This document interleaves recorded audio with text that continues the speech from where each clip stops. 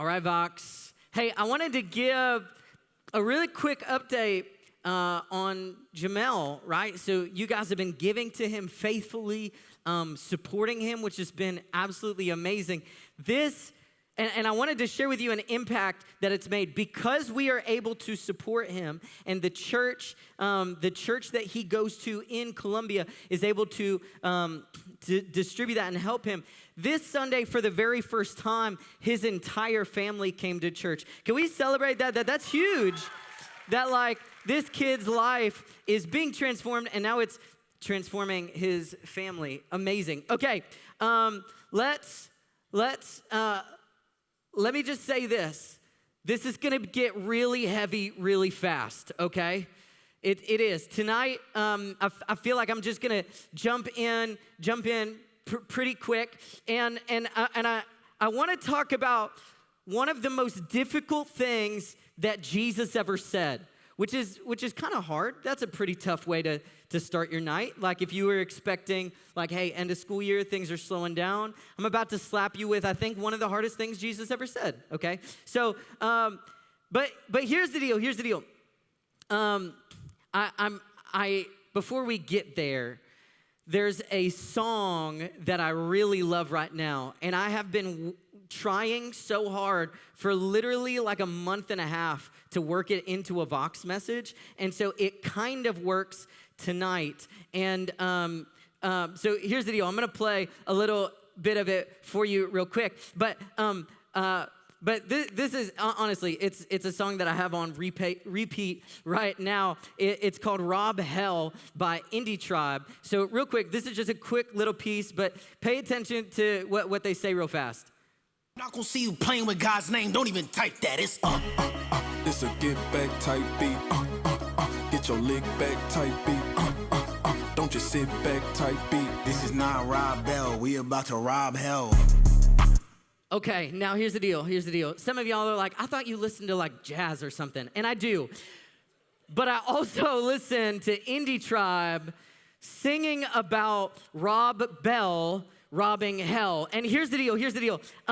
I can throw this guy up here right now, and I know confidently that probably less than 5 people in this room know who that guy is. Raise your hand if you do. Oh, yeah, okay, yeah. Here's the deal. It's what's hilarious to me is this rap song just name dropped this guy who, the song says, this is not Rob Bell, we're about to rob hell. Somewhere in the like early 2010s, Rob Bell was one of the pastors in America whose church was exploding. He had a church called Mars Hill, and my gosh, everybody was listening to Rob Bell. In fact, at the time before people were like posting their sermons and stuff like that, Rob Bell would make these DVD videos called Pneuma, and everyone who was cool was watching Rob Bell's sermons. Until one day, he released a book called Love Wins. And in the book, Rob Bell, one of the most famous pastors in America at that time, wrote that everyone goes to heaven. In the book Love Wins, he concludes that, listen, at the end of the day, every single person is going to go to heaven. And as soon as that book came out, Christians kind of went crazy. Some people sided with him manically. Some people completely opposed him and called him a heretic. And what's wild is that his name was still popular enough that Indie Tribe thought it was appropriate to say, hey, we're going to rob hell unlike Rob Bell. But I think it posits a very important question. Who gets to heaven? Who ultimately gets to go to heaven? And most of us like a very specific answer. Like most of us like a very specific idea. Most of us like this idea that almost everybody should be able to get to heaven. Like everybody except like Adolf Hitler and P. Diddy should make it into heaven. And then like those guys obviously, but who gets to heaven? And it's a very serious question. If you've got a Bible tonight, go to Luke chapter 13, or if you got one on your phone, go to Luke chapter 13. I'm going to be pulling from somebody who asked Jesus a similar question. The question I'm asking tonight is, will everyone go to heaven? But in Luke 13, somebody asked Jesus a question. Verse 22, it says, Jesus went through the towns and villages, teaching as he went, always pressing on toward Jerusalem. Someone asked him, Lord, will only a few people be saved? In Jesus' day, the sermons that were popular were very harsh. I mean, it was very difficult. In fact, one of the most famous preachers of the day, John the Baptist, who was Jesus' cousin, he had people show up at his sermons, and as they walked in, he said, gosh, I wish nobody would have told you about this, because now you're going to get saved. I wish you would have actually gone to hell instead. Bro, can you imagine if you walked into church and somebody was like, gosh, who told you? Ugh. Right, like absolutely brutal. Like the people in Jesus's day, they were the sermons that they preached, some of them were incredibly difficult. Like they told people, you have to tithe, you have to give 10% of everything that you make. And instead, like that kind of seems like a general thing, but they would get particular, and they'd be like, hey, did anybody lend you some mint? Did you tithe it? Going to hell. You pulled some wheat out of your field this week? Did you tithe it? Going to hell. Like, I mean, just like crazy, like it was harsh. And so this guy has a question. He goes to Jesus. He says, hey, Lord, will only a few people make it into heaven? Like it sounds like there's a lot of stuff getting in the way of people making it to heaven. Will only a few people make it into heaven? That was Jesus' culture, and that's the culture in which he's going to answer. Our culture doesn't think like that, though. At least the majority culture. Like the majority of people don't think probably only a few people are going to heaven. Our culture thinks probably everybody's going to heaven, give or take.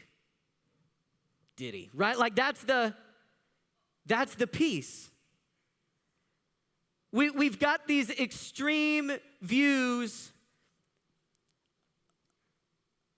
but for the most part, we're very different from the culture that Jesus was in. So somebody says, hey, Jesus, are only a few people going to heaven? Are only a few people going to be saved? Verse 23, it says, he replied, work hard to enter the narrow door to God's kingdom, for many will try to enter, but will fail. Work hard to enter the narrow door. Work hard to go down the narrow path. Because many will try. Y'all, we're obsessed. We're obsessed with competition shows. Mr. Beast's Games is absolute, like, I have not seen it at all. Full confession. I've not seen a single episode. So I'm going to speak out of turn here. But here's the deal. Critics hated the show. And you know what's crazy? It was Amazon's best show ever. Do you know why? Because we love the idea of like 2,000 people and then only one will win. We want to see everybody get eliminated. That's why Squid Games was popular. That's why Wipeout was popular with your parents, right? Like that's Like there's this thing where we just love this kind of like whittling down competition. We've got this idea that that you might start with a lot, but only a few make it. When Jesus gets asked the question, and this is hard, when Jesus gets asked the question, will few make it into heaven? He doesn't say, oh no, cheer up, guy. It's like a lot of people. Like, don't even worry about it. Like, it's so many people, you don't even have to, you're in for sure. Like that's a good question. You know what? That was such a good question. Auto in. It's not what Jesus says. Somebody goes, will few people make it to heaven? He says, yeah, a lot of people will try to make it to heaven and they won't. He says, you've got to work really hard because there's a narrow way. A lot of people are going to try and they're going to take all kinds of different ways, but there's a narrow door.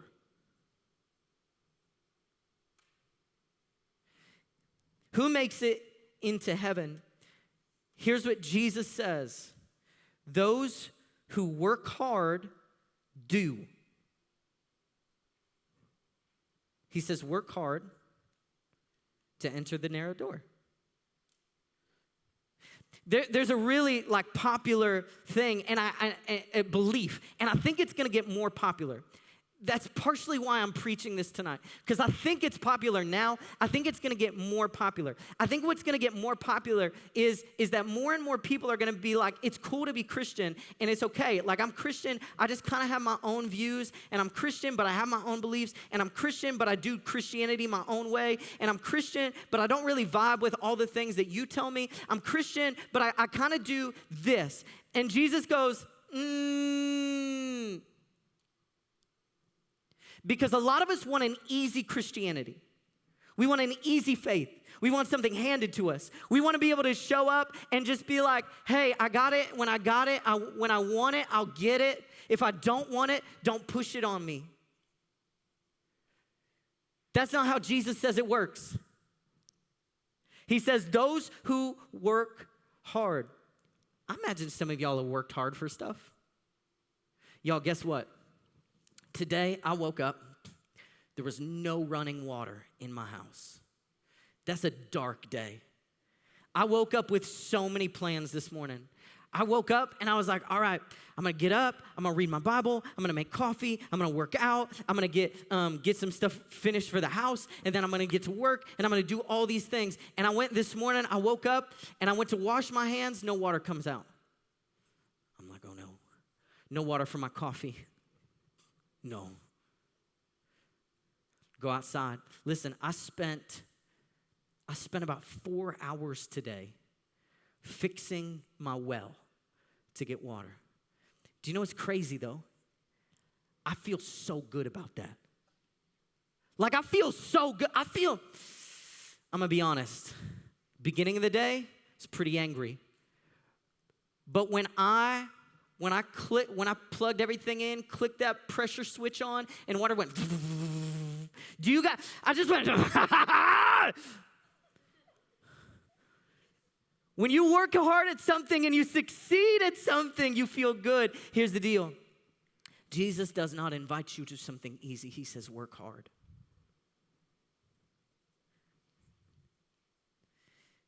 He continues. He says, when the master of the house has locked the door, it will be too late. You'll stand outside knocking and pleading, Lord, open the door for us. But he will reply, I don't know you or where you come from. Follow this train. Jesus, will a lot of people make it into heaven? Well, actually, when the door closes, it's closed. And Jesus says, when the door closes, you're going to try. You're going to be like, hey, wait, I'm outside, I'm ready now. And the person inside is going to say, but you weren't ready then. Now here's the deal. Nowadays, nowadays, if somebody shows up at your front door and you don't know who they are, it's probably not the same as it was in Jesus' day, right? There's no windows in Jesus' day. If somebody shows up at the door in the middle of the night, you're like, no, you're going to kill me. Do not come inside. Now we have like Ring doorbells. Now, like, there's all kinds of stuff you can do. But you kind of understand the thing when somebody like slides into your DMs that is definitely a bot, right? Or you get like a text and you're like, no, that's not a real human, right? Like when somebody shows up and you're like, no, I don't know you. Like I don't know. This is the stage of life that I'm in. I get texts all the time. It'll be like, hey, Mr. Carlos, are you still interested in selling your land in North Fort Myers? And I was like, everything is wrong about that sentence. I wish I owned land. I like the name Carlos. None of these things are true. Jesus says, when asked the question, does everybody get in? Or will only a few people? He says, those who are ready will. See, I find a lot of people live this kind of thing like, I'll get real Christian one day. Like right now, teen years, I just got to kind of do this. And then right after my teen years or like kind of my like college, young adult years, really got to do them. I got to do them. And then later, and then, like I'm an early parent and like I don't really have time. I've got all these kids, like things are going on, or I'm focused on my career right now. I'll get more Christian later. But what happens is your heart has grown so hardened through all these years that by the end, you don't care at all. And guess what? When you thought you would be ready, God says the door is closed and you're not ready.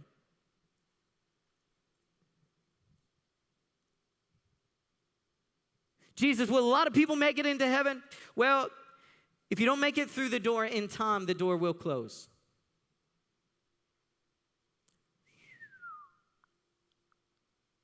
Come on, sweet Jesus, where are you at? Where's I love you so much? Where's that sweet Jesus? Not door locking Jesus. He says those who work hard make it into heaven. Those who are ready make it into heaven.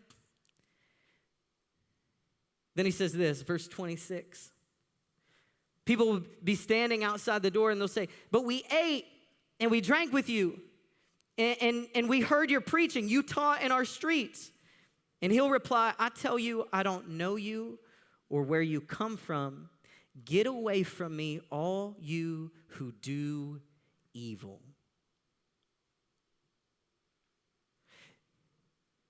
Jesus says there's going to be a lot of people who show up and they go, man, I did the fun Christian stuff. Like I did the Christian fun events. When the church had a lock-in, I did that. I was there. I heard the messages. When we had conference and we had a rap concert, I was there for that. That was so much fun. I did that, Jesus. And he goes, they go, hey, Jesus, I did all the really exciting, like I was there. I heard Vox messages. And Jesus goes, but you're still doing evil. You heard the messages, but you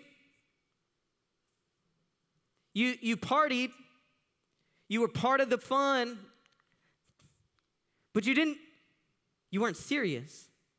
You weren't holy.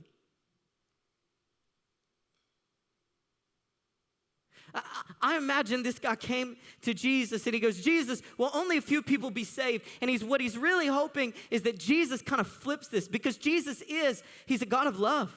Jesus is one that communicates love greater than anyone could ever know. And he's looking for Jesus to let him off the hook a little bit. And Jesus responds and says, no, those who work hard will make it. Those who are ready will make it.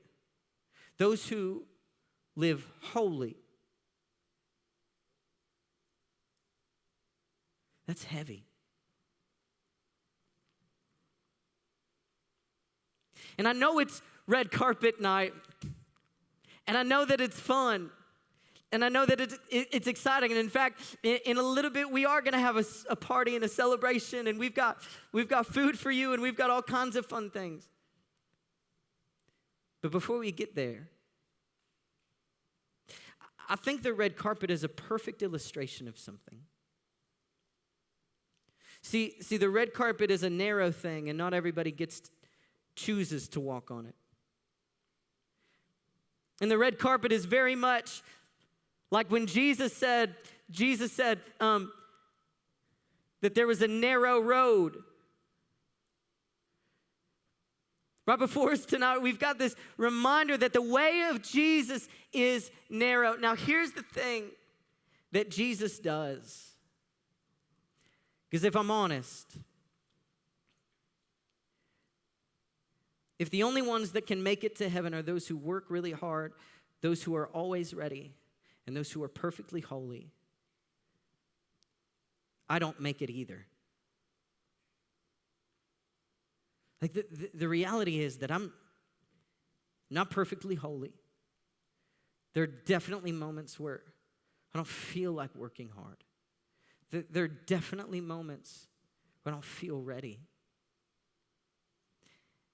And yet what Jesus does, or what Jesus did 2,000 years ago, was he gave up his life as a sacrifice in your place to trade your life and your sin and your shame and your brokenness and exchange it for his.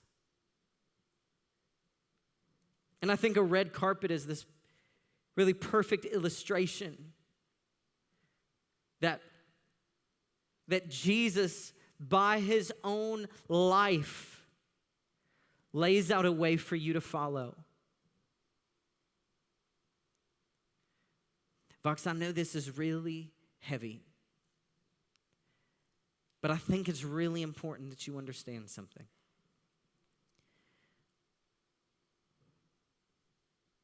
We're very serious about following Jesus.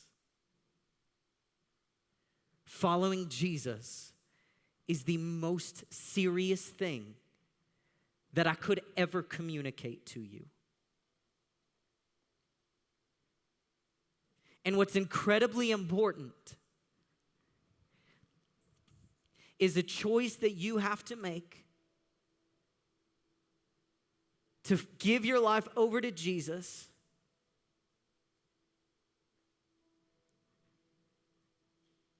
for freedom, for redemption, for holiness, things that we can't get on our own. It's literally only Jesus. And many people are going to try to phone it in and fake it and pretend. And I'm telling you right now that you just can't. You can't. Jesus says, go the narrow door. And you know what? If you ask Jesus into your life, he walks with you, he leads you, he guides you, he supports you. He has new mercy for you every day. His Spirit encourages you and lifts you up.